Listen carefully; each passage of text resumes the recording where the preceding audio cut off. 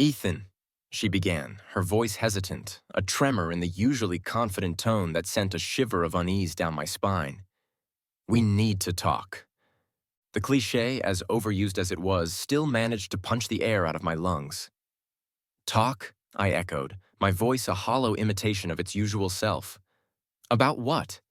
She took a deep breath, the air hitching in her throat like a sob about to escape. About us, she said, the words tumbling out in a rush. About a break. I think we need a break. There it was, the dreaded break, the relationship purgatory, the limbo between commitment and oblivion, the thinly veiled prelude to a permanent goodbye. And yet, surprisingly, I didn't feel the panic, the desperation, the urge to bargain that I might have expected. A break, I repeated, the word hanging in the air, a question mark in the symphony of our unspoken anxieties. She nodded, her eyes downcast, avoiding my gaze. I need some time, she explained, her voice a fragile whisper. Time to think, to figure things out, to find yourself? I finished, the irony not lost on me. 5 years we'd been together, and now she needed to find herself. Where exactly had she been all this time? It's not you, Ethan, she said, the classic disclaimer that always preceded a litany of personal failings disguised as self-reflection. It's me. I feel like I've lost myself somewhere along the way. Lost herself. In the comfortable routine of our life together, in the stability of a relationship that had weathered the storms of career changes, family dramas, and the inevitable ebb and flow of life's unpredictable tides? Or perhaps she'd lost herself in the arms of someone else, someone who offered the excitement, the passion, the elusive spark that our comfortable companionship had apparently lacked. The thought stung, a bitter taste in the back of my throat, but even the sting was dulled by a growing sense of acceptance. Perhaps she was right. Perhaps we had become stagnant, our love a comfortable habit rather than a burning flame. Perhaps this break, this temporary separation, was exactly what we both needed. Okay, I said, my voice surprisingly steady, the calm a testament to the realization that had been dawning on me for months. If that's what you need, then I won't stand in your way. She looked up, surprise and a flicker of something else. In her eyes, relief, guilt? I couldn't tell, and frankly, I didn't care. The decision had been made, the die cast, and as I looked at her, the woman I thought I would spend my life with, the woman who was now asking for a break, a separation, a temporary escape from the life we had built together, I felt a strange mix of sadness, regret, and a surprising sense of liberation. The break might be hers, but the freedom, I realized, was mine. The lab was my sanctuary, a haven of beakers and Bunsen burners, where the language of science drowned out the whispers of heartbreak. Tonight, however, the usual hum of the equipment felt less like a comforting symphony and more like a frantic heartbeat, mirroring the erratic rhythm of my own emotions. I'd been working on a new compound, a volatile concoction of elements that shimmered in the flask like liquid moonlight. The calculations were complex, the variables unpredictable, the potential for disaster high. But tonight, the risk was a welcome distraction, a thrilling gamble against the odds, a defiance of the emotional chaos that threatened to consume me. I adjusted the Bunsen burner, the blue flame licking at the glass, the liquid within swirling with a mesmerizing intensity. A drop of catalyst, a carefully measured addition, and the reaction began. The liquid bubbling, the flask warming in my hand, the air thickening with a strange metallic scent. Then, the miscalculation. A decimal point misplaced, a variable overlooked, a moment of distraction that shattered the delicate balance of the experiment. The flask pulsed with a sudden surge of energy, the liquid within glowing with an eerie luminescence, the air crackling with an electric tension that raised the hairs on my arms. Instinct took over. I lunged for the emergency shutoff valve, but it was too late. The flask exploded, a blinding flash of white light engulfing the lab, the shockwave throwing me against the wall, the world dissolving into a kaleidoscope of colors and distorted sounds. And then, darkness. A darkness that wasn't just the absence of light, but a void, an emptiness that swallowed me whole, erasing the familiar sensations of my body, the reassuring weight of gravity, the comforting rhythm of my own heartbeat. I was adrift, suspended in a timeless, spaceless abyss, my thoughts swirling like the remnants of the shattered flask, my senses overwhelmed by a disorientation that defied logic, a warping of reality that challenged the very foundations of my scientific understanding. Fear, a primal instinct I had long suppressed beneath layers of logic and reason, clawed at the edges of my consciousness.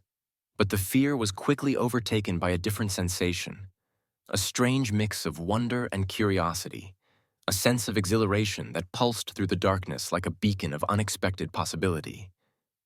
This wasn't death. This wasn't oblivion. This was something else, something extraordinary, something that defied the laws of physics, the boundaries of reality, the very limits of human experience. I had stumbled upon the impossible, a doorway to the unknown, a portal to a realm beyond the confines of my scientific understanding. And as the darkness began to recede, replaced by a faint glimmer of light, a spark of anticipation ignited within me, a thirst for knowledge, a hunger for adventure, a yearning to explore the mysteries that lay beyond the veil of my shattered reality.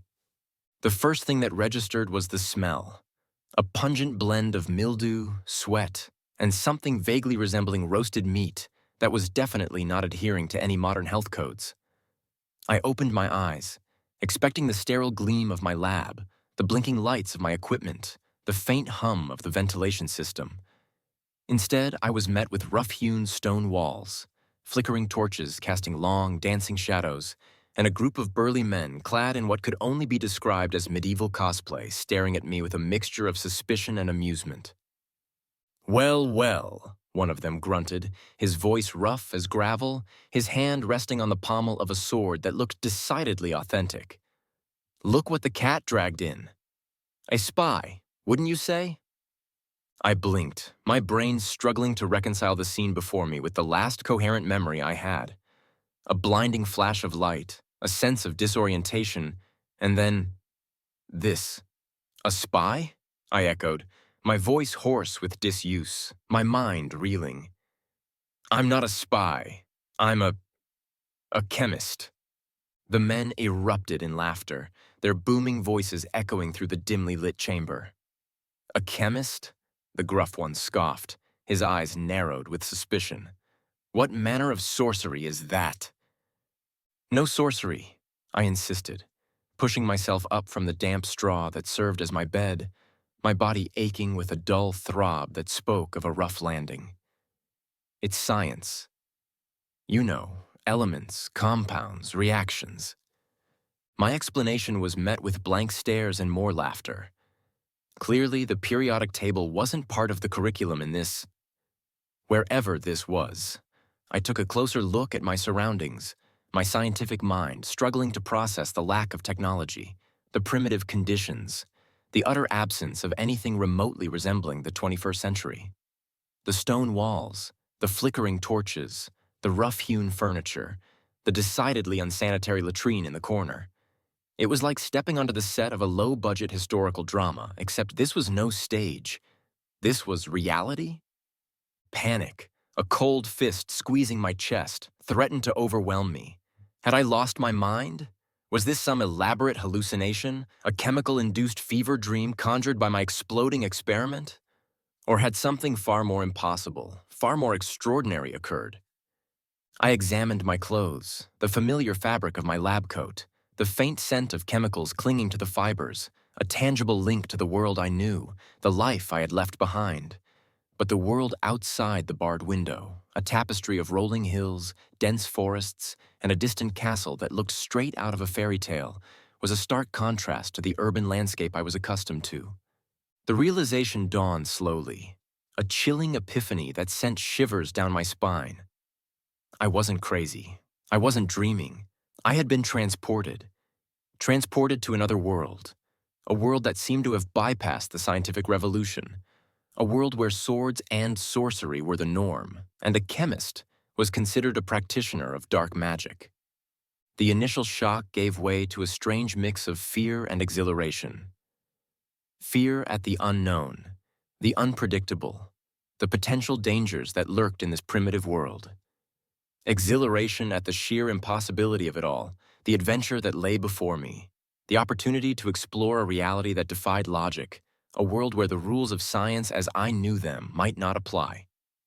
"So, what are we going to do with you, chemist?" the gruff guard asked, his voice breaking through my thoughts, his eyes narrowed with a suspicion that was both understandable and unsettling. I met his gaze, a spark of defiance igniting within me. "I'm not sure," I replied, my voice gaining strength, a hint of a smile playing on my lips. "But I have a feeling it's going to be interesting." This wasn't the break I had envisioned. This wasn't the escape from heartbreak I had sought. But fate, it seemed, had a twisted sense of humor. Rachel wanted space. She'd gotten it, an entire world of space. And I, the man she had deemed unworthy of her love, was about to embark on an adventure that would make her finding herself look like a weekend trip to the spa. The game was on, and the stakes had just been raised.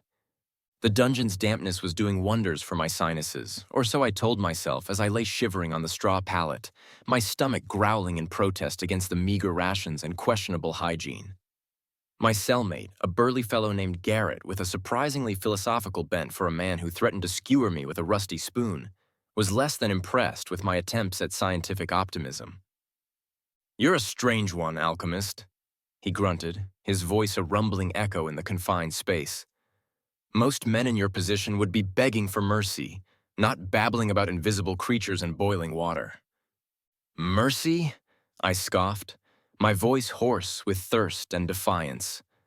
"From a man who believes the earth is flat and the sun revolves around us? I'd rather take my chances with the invisible creatures." Garrett chuckled, a surprisingly good-natured sound for a man who could probably crush my skull with his bare hands. "You've got spirit, I'll give you that. But spirit won't save you from the rot that's festering in your leg." I glanced down at the gash on my leg, a souvenir from my less than graceful arrival in this medieval wonderland. It was throbbing with a vengeance, the skin around it an angry red that spoke of a brewing infection. I mused, my scientific curiosity momentarily eclipsing the throbbing pain. A localized infection, most likely staphylococcal, needs a topical antiseptic. Now, where can I find some ethanol and a few herbs? Garrett, bless his simple soul, looked at me as if I'd sprouted a second head. "Ethanol, herbs, what manner of sorcery are you babbling about now?" "No sorcery, my friend," I said, a mischievous grin spreading across my face. "Just a little alchemy." The next few hours were a blur of improvised experimentation. I bartered with the guards for some questionable wine, ethanol close enough, raided the prison kitchen for some garlic and rosemary, natural antiseptics, surprisingly effective, and concocted a poultice that would have made my chemistry professors back home either proud or horrified, depending on their adherence to lab safety protocols. The results, however, were undeniable. Within a day, the swelling had subsided, the redness faded, and Garrett was staring at me with a mix of awe and bewilderment. You healed," he stammered, his voice laced with a reverence that was both flattering and slightly unnerving. "You're a miracle worker." "Not quite," I corrected, enjoying the baffled expression on his face. "Just a chemist with a knack for improvisation."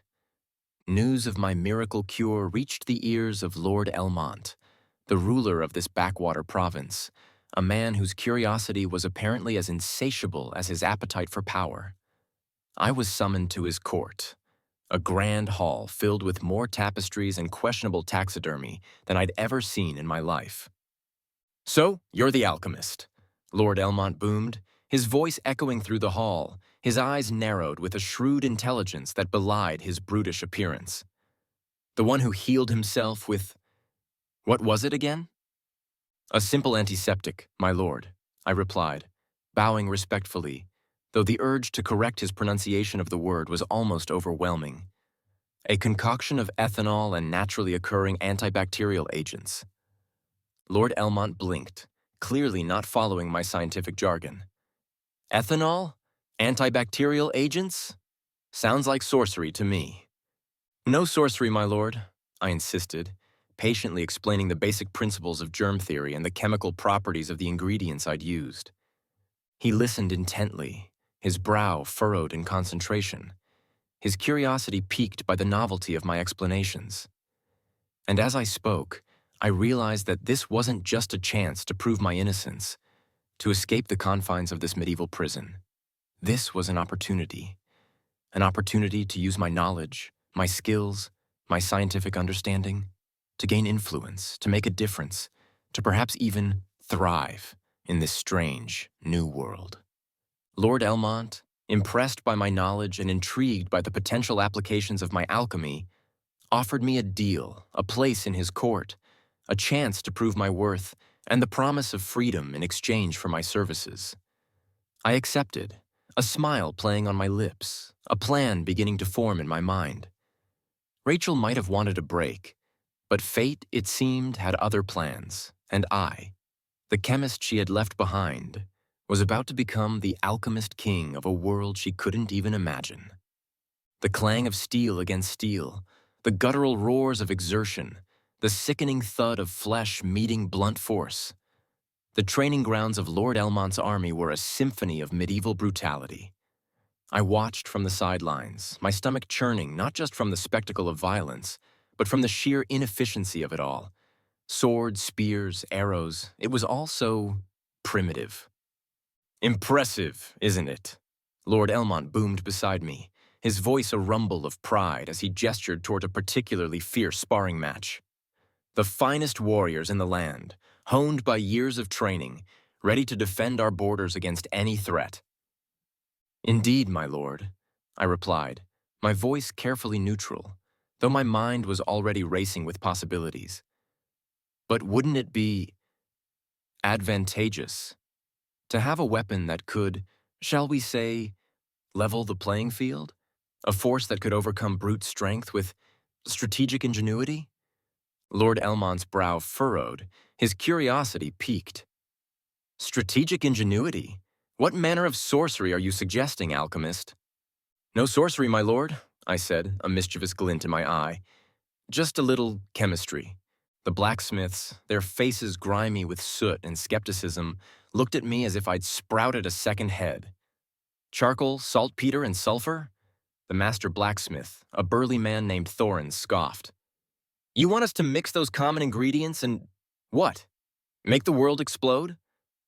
Not quite explode, Thorin, I corrected, patiently explaining the chemical properties of the ingredients, the delicate balance required to create a controlled reaction, the potential for a force that could propel projectiles with unprecedented power and accuracy. The initial experiments were cautious, to say the least. The blacksmiths, their skepticism slowly giving way to a grudging curiosity, followed my instructions with a mix of trepidation and fascination. The first batch of gunpowder, a crude but potent concoction, was tested in a clearing outside the castle walls, the resulting explosion sending a flock of startled pigeons scattering and a ripple of excitement through the ranks of the assembled soldiers. Lord Elmont, his eyes wide with awe, clapped me on the shoulder with a force that nearly dislocated my spine. By the gods, alchemist, you've done it. You've created a weapon that will make our enemies tremble. Indeed, my lord, I replied, trying to maintain a professional demeanor despite the thrill of seeing my knowledge, my science, transforming this medieval world. The news of my alchemical weapon spread like wildfire, my reputation as a powerful sorcerer, a strategic genius, growing with each successful demonstration. I designed cannons, rudimentary but effective, that could launch projectiles with devastating accuracy. I developed grenades, small but potent, that could clear enemy lines with explosive force. And I trained the soldiers, their initial fear quickly replaced by a fierce enthusiasm in the use of these new weapons, their respect for the alchemist growing with each successful maneuver. The transformation was exhilarating. I was no longer just a prisoner, a curiosity, a stranger in a strange land. I was a weapon maker, a strategist, a force to be reckoned with. And as I watched the soldiers practicing their drills, their faces grim with determination, their hands wielding the power of my creations, I realized that my initial reluctance to introduce such a destructive force had been replaced by a pragmatic understanding of the realities of this world. Power, in this realm of swords and sorcery, was not just a means to an end. It was a necessity, a shield against the chaos, a safeguard for the peace and prosperity I was determined to build. The castle infirmary, a dimly lit chamber reeking of boiled herbs and despair, was a grim testament to the limitations of medieval medicine. I watched as the healer, a wizened old woman named Elspeth, applied a poultice of questionable ingredients to a young boy's festering wound, her brow furrowed with a mix of concern and helplessness. "The fever burns him from within," she lamented, her voice a weary whisper. "I fear he is lost to us." "Lost?" I echoed, my scientific mind rebelling against the fatalism that permeated this world. "But there must be something we can do, some way to fight the infection, to boost his immune response, to—" Elspeth looked at me, her eyes a mix of skepticism and desperation. "You speak of magic, alchemist, but even magic has its limits." "No magic, Elspeth," I corrected, my voice firm with a conviction that stemmed from years of scientific training. "Just a little chemistry." The next few weeks were a blur of feverish activity. I transformed a neglected storeroom into a makeshift laboratory, the castle kitchens my source of surprisingly diverse ingredients.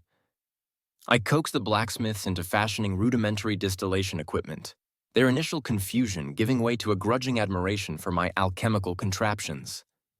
And I spent countless hours hunched over bubbling concoctions, my mind a whirlwind of chemical formulas, my hands guided by a knowledge that transcended the limitations of this medieval world. The breakthrough came in the form of a moldy loaf of bread, a serendipitous discovery that sent a thrill of excitement through me. Penicillin, crude, unrefined, but undeniably present. I isolated the active compound, my hands shaking with a mix of triumph and trepidation.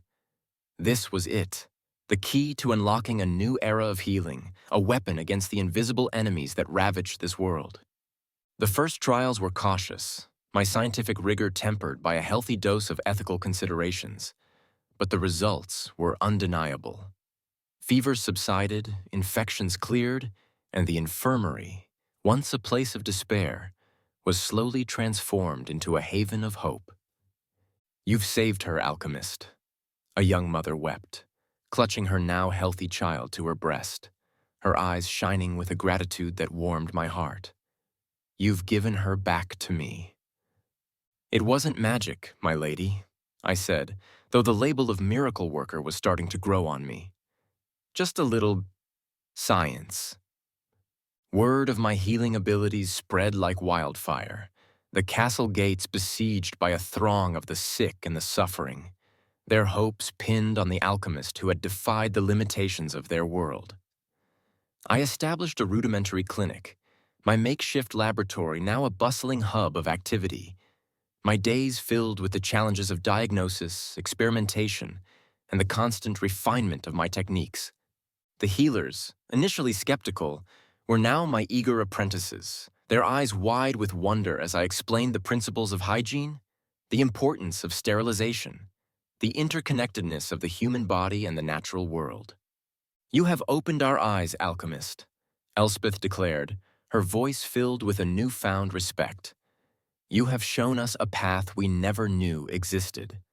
And as I watched the sick recover, the children laugh, the community regain its vitality, a sense of purpose, deeper and more profound than I had ever known, settled within me. The heartbreak, the betrayal, the anger, it all faded in the face of this newfound mission, this unexpected opportunity to make a real difference in this world that had so unexpectedly become my own. The fields, parched and barren, stretched out before me like a wasteland of missed opportunity. The farmers, their faces etched with the weariness of generations of struggle, toiled under the unforgiving sun, their methods as ancient as the soil they tilled. "The rains have failed us, alchemist," old Tom, the village elder, lamented, his voice a hoarse whisper that echoed the despair of his people. "The crops wither, the livestock perish, and famine stalks the land." "Famine?" I scoffed, my scientific mind rebelling against the fatalism that seemed to permeate this world. "But the river flows strong, the land is fertile, the potential for abundance is undeniable. We just need to optimize."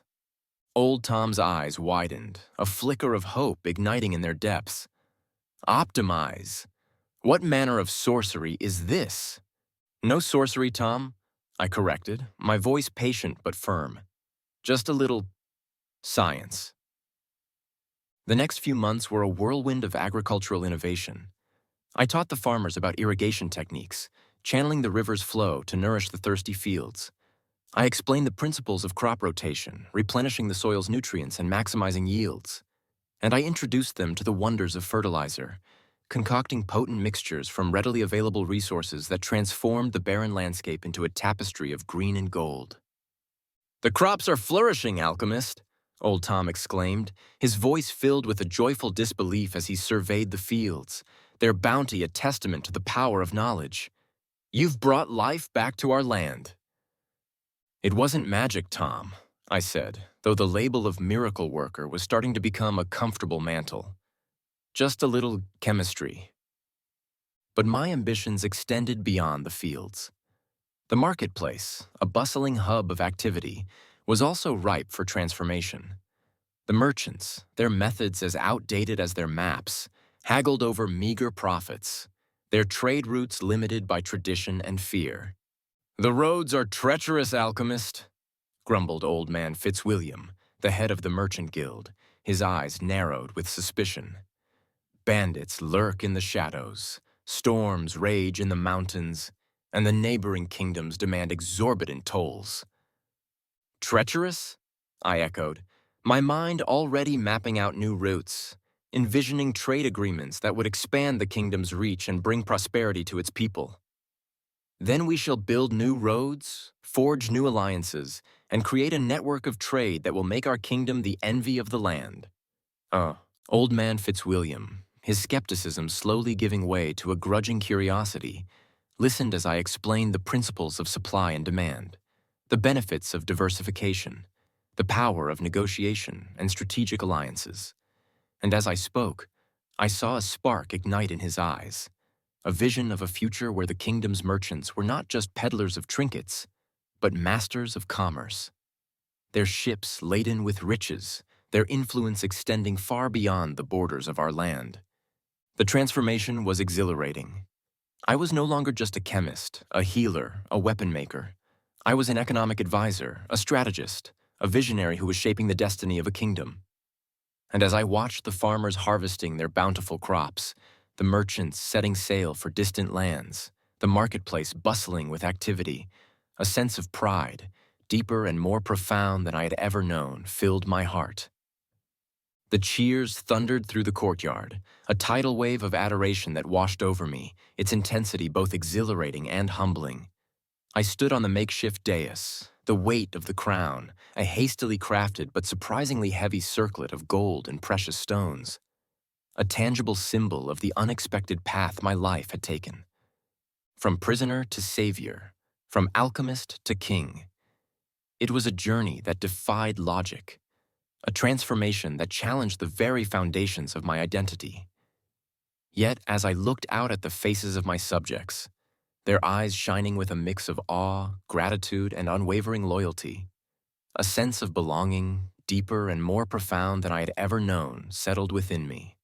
Lord Elmont, his initial skepticism long forgotten, beamed with pride, his booming voice echoing through the courtyard as he proclaimed, "Behold, your king, the alchemist king, who has brought prosperity, health, and strength to our land." The crowd roared its approval. their cheers a testament to the transformative power of knowledge, the boundless potential of human ingenuity. I raised my hand, a gesture of both gratitude and command, the silence falling swiftly, the anticipation palpable.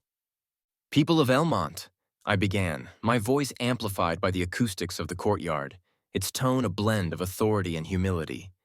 "I stand before you not as a conqueror, not as a sorcerer, but as a fellow traveler on this journey we call life. Fate, in its infinite wisdom, has brought us together, and together, we have achieved what was once thought impossible." I recounted the challenges we had faced, the battles fought, the diseases conquered, the fields brought back to life, the trade routes expanded. I spoke of the power of unity, the strength of collaboration, the boundless possibilities that lay before us, a future where innovation and progress were not just ideals, but a reality within our grasp. "We are not bound by the limitations of the past," I declared, my voice rising with a conviction that resonated with the hopes and dreams of my people. "We are not prisoners of tradition, superstition, or fear. We are the architects of our own destiny, the masters of our own fate, and together, we shall build a kingdom that is not just strong, but just, not just prosperous, but compassionate, not just innovative, but wise." The cheers erupted anew, their intensity a testament to the shared vision, the collective belief in a future where the impossible was merely a challenge waiting to be overcome. And as I looked out at the faces of my subjects, their eyes shining with hope, their voices echoing with a newfound confidence, I realized that I had found my purpose, my place, my home. The whispers started subtly, like a serpent slithering through the tall grass, its venomous hiss barely audible above the cheerful bustle of the marketplace. Then they grew louder, more insistent, carried on the wind that swept through the kingdom, their chilling message seeping into the very heart of our newfound prosperity. "War is coming," the old men muttered in the taverns, their eyes clouded with a fear that echoed the battles of their youth. "The neighboring kingdoms fear our strength," the merchants whispered in the marketplace, their voices hushed with apprehension as they recounted tales of border skirmishes and intercepted trade caravans. "King Alaric covets our lands," the spies reported, their faces grim as they knelt before me, their cloaks still dusted with the grime of their clandestine journeys. "He gathers his armies, his sorcerers weave their dark spells, and his spies infiltrate our borders." I listened, my heart hardening with a resolve that belied the unease that gnawed at my gut. War, the inevitable consequence of progress, the price of disrupting the established order, the shadow that loomed over every kingdom, every era, every dream of peace and prosperity. "We will not cower," I declared, my voice echoing through the council chamber, its tone a blend of defiance and determination. "We will not surrender the hard-won gains we have achieved. We will defend our kingdom, our people, our future." The council, a mix of seasoned warriors, shrewd advisors, and pragmatic merchants, nodded their agreement, their faces etched with a grim determination that mirrored my own. "But how, Your Majesty?" questioned General Marcus, his weathered face creased with concern. "Their armies outnumber ours, their sorcerers wield dark powers we cannot comprehend, and their spies are everywhere." "We will fight with the weapons of knowledge, the strategies of innovation, the courage of unity," I replied, my voice gaining strength with each word. "We will not match their brute force, but we will outsmart them, outmaneuver them, and ultimately outlast them." The plans took shape, fueled by a combination of my modern-day strategic understanding and the knowledge I had gleaned of this world's unique challenges. I ordered the construction of fortifications, designed with principles of physics and engineering that defied the limitations of medieval architecture. I commissioned the development of new weapons, utilizing the power of gunpowder with a precision and efficiency that would make my enemies tremble. And I trained the soldiers, instilling in them not just the skills of combat, but the strategies of innovation, the power of adaptability, the unwavering belief in their own potential. The whispers of war might have cast a shadow over our newfound peace, but they also ignited a fire within us, a determination to protect what we had built, to defend the future we had envisioned, to prove that progress, innovation, and the unwavering pursuit of knowledge were forces that could not be extinguished. The first volley of cannon fire ripped through the morning mist, a thunderous roar that shattered the eerie silence of the battlefield. I watched from my makeshift command post, a knot of tension tightening in my gut as the smoke cleared, revealing the chaos of the clash. King Alaric's forces, a fearsome horde of armored knights and snarling beasts, surged forward, their swords glinting in the pale sunlight, their war cries a chilling symphony of bloodlust.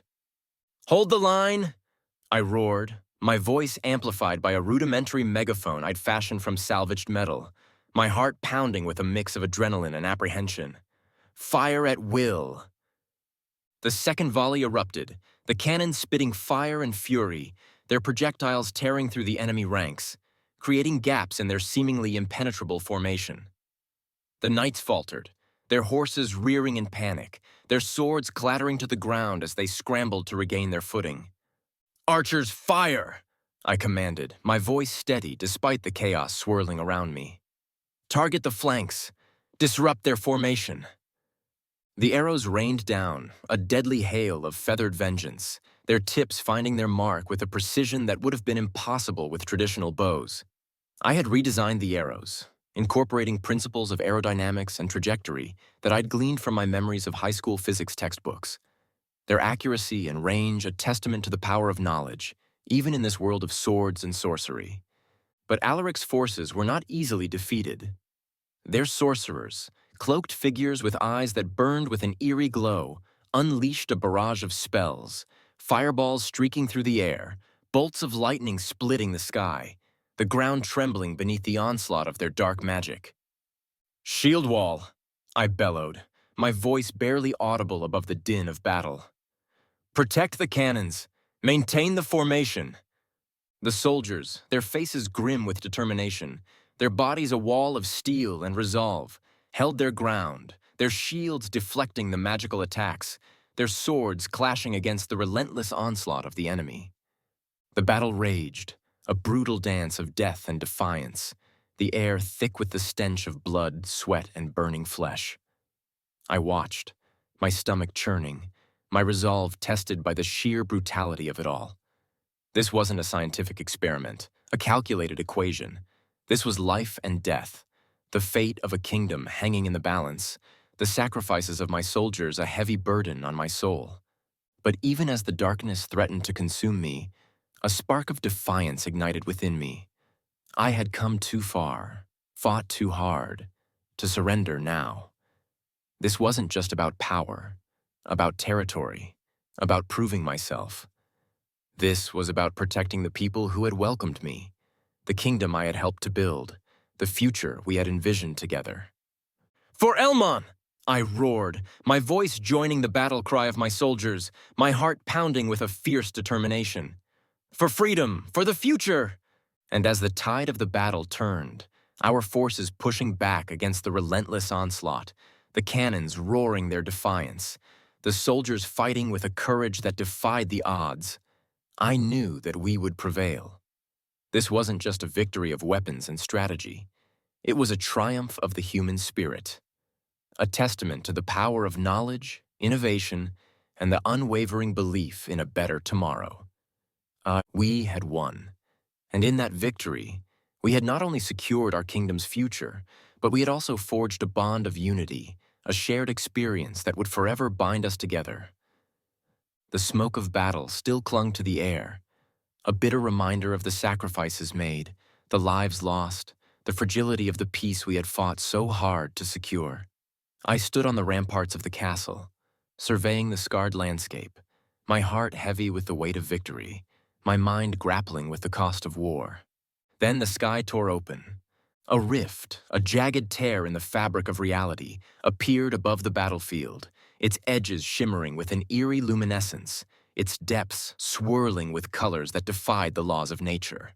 A collective gasp rose from the assembled crowd, their faces a mixture of awe and terror as they witnessed this spectacle that challenged the very foundations of their understanding. And from the heart of that rift, a figure emerged, a woman. Her clothes, a strange blend of fabrics and styles that were alien to this world, clung to her slender frame. Her hair, the color of spun gold, shimmered in the sunlight. Her eyes, wide with a mixture of wonder and fear, scanned the unfamiliar landscape. Rachel. The sight of her, so unexpected, so surreal, sent a shockwave through me, a jolt of disbelief that momentarily eclipsed the weariness of battle, the weight of responsibility. What was she doing here? How had she found me? What did she want? The questions swirled in my mind, a tempest of emotions mirroring the chaos that still lingered in the air. But before I could even begin to process the implications of her arrival, she was surrounded. A throng of bewildered soldiers and curious villagers closing in, their voices a cacophony of questions and exclamations. Who is she? Where did she come from? Is she a sorceress? A demon? Rachel, her eyes wide with confusion, her voice laced with a desperation that tugged at the edges of my heart, tried to explain. I'm from another world, she stammered, her words a jumble of scientific terms and modern-day concepts that were lost on her medieval audience. I came through a rift, a portal. I'm looking for Ethan. Her words were met with blank stares and nervous murmurs. Clearly, interdimensional travel wasn't a common topic of conversation in this realm of swords and sorcery. But her mention of my name, my old name, the name I had left behind in the world that now seemed as distant as a fading dream, cut through the confusion, a beacon that guided her through the crowd, towards me. I watched as she approached, her steps hesitant, her eyes searching mine with a mixture of hope and trepidation. The years had etched lines on her face, the carefree confidence replaced by a weariness that mirrored my own. But beneath the surface, I saw a flicker of the woman I'd once loved, the woman who had broken my heart, the woman who had unwittingly set me on this extraordinary path. And as she stood before me, her voice trembling as she spoke my name, a wave of emotions, complex and contradictory, washed over me. Surprise, disbelief, a lingering resentment, a flicker of the old affection, and a profound sense of closure. Rachel had crossed the rift, not just between worlds, but between the past and the present, between the woman she had been and the woman she had become. She had journeyed through the impossible, not just to find me, but to find herself. And as I looked at her standing on the precipice of a new beginning, I knew that our story, though forever intertwined, was about to take an unexpected turn. I met her in the throne room, the setting a stark contrast to the casual familiarity of our past encounters. She stood before me, a fragile figure amidst the grandeur of the castle, her eyes searching mine with a mix of hope and trepidation. The years had etched lines on her face, the carefree confidence replaced by a weariness that mirrored my own. But beneath the surface, I saw a flicker of the woman I had once loved, the woman who had broken my heart, the woman who had unwittingly set me on this extraordinary path. Ethan, she breathed, her voice trembling with a mix of relief and uncertainty. Rachel? I acknowledged, my voice carefully neutral, the surprise I felt masked by a practiced composure. Fancy meeting you here. The irony of the situation wasn't lost on me. She had wanted a break, a temporary escape from the life we had built together. And fate, it seemed, had granted her wish in the most spectacularly unexpected way. She had stepped through a rift, not just between worlds, but between the past and the present, between the woman she had been and the woman she had become. I don't know where to begin, she stammered, her eyes welling up with tears. How about an apology? I suggested, my voice laced with a bitterness I couldn't quite conceal. She flinched, the tears spilling down her cheeks. I'm so sorry, Ethan, she choked out, her voice thick with regret. I was a fool. I threw away everything we had for nothing. I realized my mistake, but it was too late. You were gone. Gone? I echoed, a humorless laugh escaping my lips. You wanted a break, Rachel. I gave you one, a permanent one. But I didn't mean... She began, her voice trailing off as she met my gaze, the icy resolve in my eyes a stark contrast to the warmth she had once known. You didn't mean to fall in love with someone else? I finished, the question hanging in the air, a sharp reminder of her betrayal.